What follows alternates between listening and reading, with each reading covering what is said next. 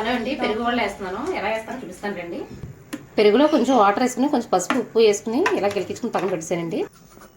దీనికైతే పోపు రెడీ చేసుకుందామండి. ఆయిల్ అయితే హీట్ అయ్యింది. దీంట్లో కొంచెం ఇంగు వేస్తున్నాను. కొద్దిగా వేసుకోవాలండి. ఇందులో అల్లం ముక్కలు, కొంచెం మినపప్పు, కొంచెం శనగపప్పు, కొన్ని ఆవాలు, కొంచెం జీలకర్ర ఒకసారి వేపేసుకుందామండి. ఇందులోనే కొంచెం కరివేపాకు, పచ్చిమిరపకాయలు, ఎండుమిరపకాయలు,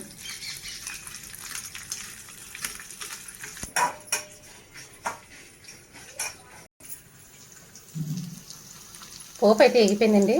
పెరుగులో వేసుకుందాం పోపుని.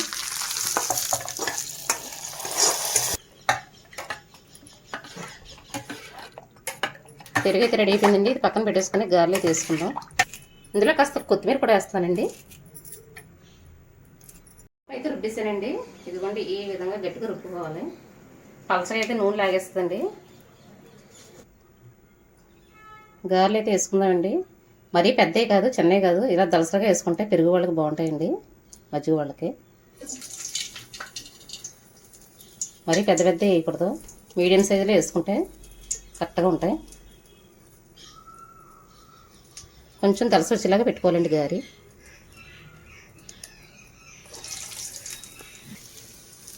ఒకసారి తిరగేసుకుందామండి. మరీ రెడ్ కలర్లో వచ్చేయకూడదు, గోల్డెన్ కలర్లో వస్తే బాగుంటాయండి మజ్జిగ వాళ్ళకి.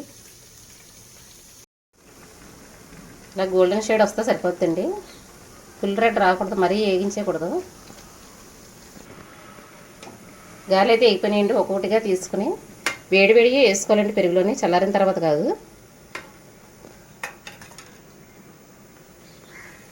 వేడిగా ఉన్నప్పుడు వేసుకుంటేనే పెరుగు బాగా పీలుస్తుందండి.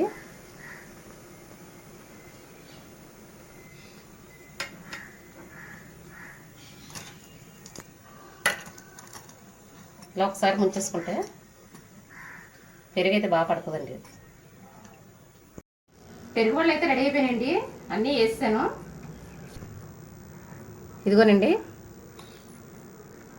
ఇలా కొంచెం దలసరిగా వేసుకుంటే బాగుంటాయండి. మరి పలచగా వేయకూడదు గారిని.